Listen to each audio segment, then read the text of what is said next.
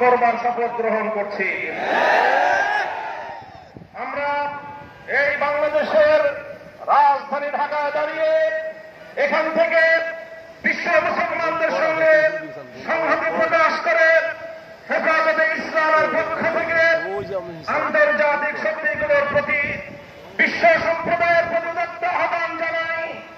বিশেষ করে জাতিসংঘকে আমরা স্পষ্ট বার্তা দিতে চাই, আপনারা যদি এভাবে ফিলিস্তিনে নিরপরাধ নারী, শিশু, আবাল, বৃদ্ধ বনিতাদের হত্যাকাণ্ড এবং রক্ত প্রবাহ বন্ধ করতে না পারেন, এই যুদ্ধের দাবানল সারা পৃথিবীতে ছড়িয়ে পড়তে পারে।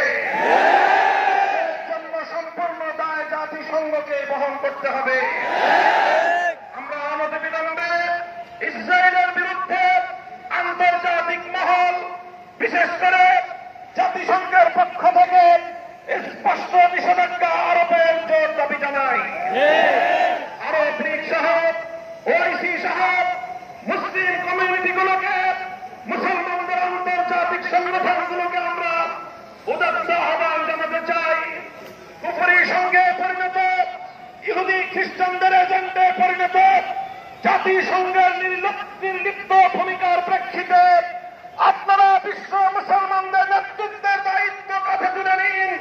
সারা পৃথিবীর মুসলমানদেরকে প্রয়োজনে আপনারা ফিলিস্তিনকে মুক্ত করার জন্য ঐক্যবদ্ধ হওয়ার আহ্বান জানান।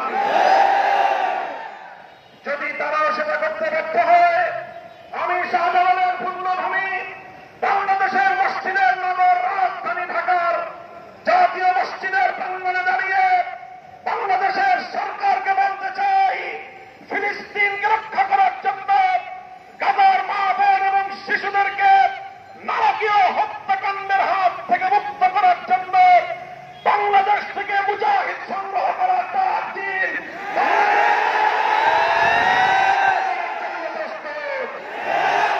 সেই সঙ্গে আমরা বলতে চাই, আমি বাংলাদেশ সরকারের কাছে স্পষ্ট দাবি জানাতে চাই, ইসরায়েলের বিরুদ্ধে ফিলিস্তিনের পক্ষে প্রতিটি পদক্ষেপে বাংলাদেশ সরকারকে অগ্রণী ভূমিকা পালন করতে হবে। এদিকে ফিলিস্তিনের ইস্যুর পাশাপাশি লক্ষ্য করছি আমরা সম্প্রতি বেশ কিছুদিন ধরে পবিত্র রমজান মাসে ভারতে উগ্রতা সৃষ্টি করে আবার মুসলমানদের রক্ত নিয়ে হোলি খেলবার পায়তারা চলছে।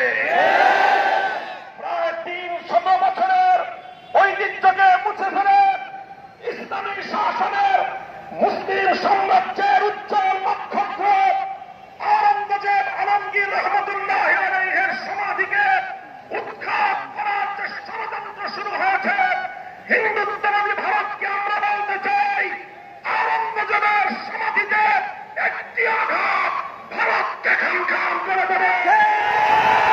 আওরঙ্গজেবের সমাধিতে যদি কোনো আঘাত করা হয়, সেটাকে আমরা কাশ্মীরে হিন্দের প্রতিধ্বনি হিসেবে বিবেচনা করব। সংগ্রামী সাথী ও বন্ধুগণ, আমি বাংলাদেশ সরকারকে বলবো, আমি আমার সরকারকে স্পষ্ট বার্তা দিতে চাই, শুধুমাত্র নীরব দর্শকের ভূমিকা বাংলাদেশের মানুষ এদেশের সরকারের কাছ থেকে প্রত্যাশা করে না।